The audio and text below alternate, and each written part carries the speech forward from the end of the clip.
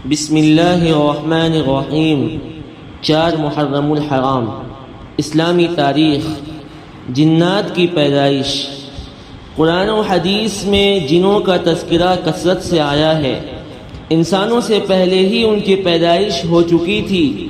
اللہ تعالیٰ نے ان کو آگ سے پیدا فرمایا، ایک طویل زمانے تک وہ زمین میں آباد رہے، پھر انہوں نے فساد مچانا اور خون بہانا شروع کیا تو اللہ تعالیٰ نے فرشتوں کے ذریعے انہیں سمندر کے جزیروں اور دور دراز پہاڑوں کی طرف بھگا دیا۔ ابلیس بھی جنات میں سے ہی تھا، لیکن کثرت عبادت کی وجہ سے فرشتوں کا سردار بنا دیا گیا تھا۔ لیکن جب اللہ تعالیٰ نے حضرت آدم علیہ السلام کے سامنے سجدہ کرنے کا حکم دیا تو اس نے تکبر کیا اور سجدہ کرنے سے انکار کر دیا، چنانچہ اللہ تعالیٰ نے دھتکار کر اس کو دنیا میں بھیج دیا اور اس سے تمام نعمتیں چھین لی۔ تکبر نے اسے ہمیشہ کے لیے ذلیل و رسوا کر دیا۔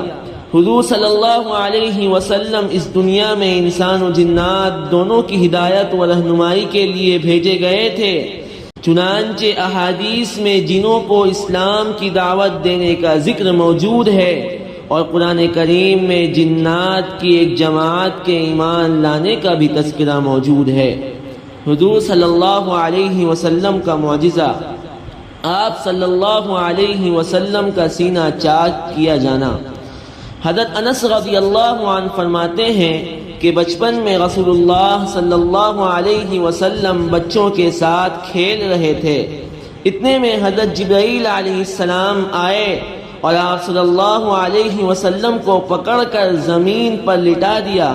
پھر آپ صلی اللہ علیہ وسلم کے سینے کو چاک کر کے دل نکالا اور پھر دل سے خون کا ایک لوتھڑا نکالا اور فرمایا یہ شیطان کا حصہ ہے۔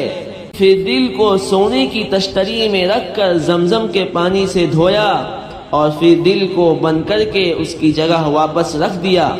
حضرت انس رضی اللہ عنہ فرماتے ہیں کہ میں آپ صلی اللہ علیہ وسلم کے سینے پر ان ٹاکوں کا اثر بھی دیکھتا تھا۔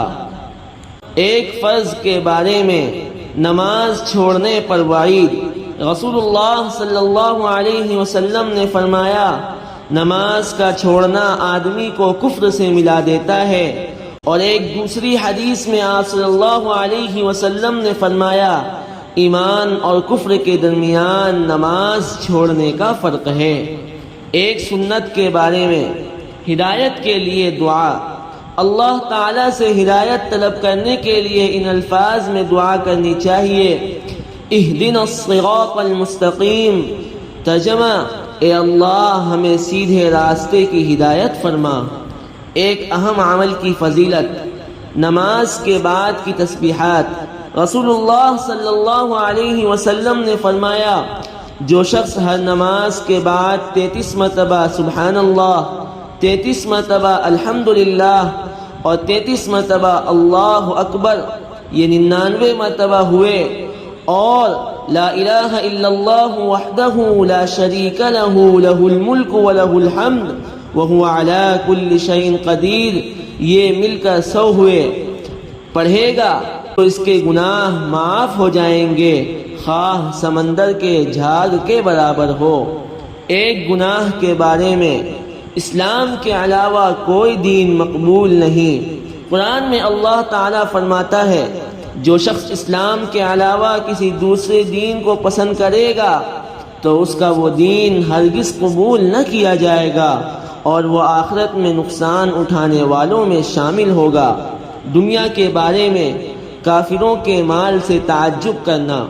قرآن میں اللہ تعالیٰ فرماتا ہے تم ان کافروں کے مال اور اولاد سے تعجب میں مت پڑنا، کیونکہ اللہ تعالیٰ دنیا ہی کی زندگی میں ان کافروں کو عذاب میں مبتلا کرنا چاہتا ہے، اور جب ان کی جان نکلے گی تو کفر کی حالت میں مریں گے۔ آخرت کے بارے میں قبر کے 3 سوال۔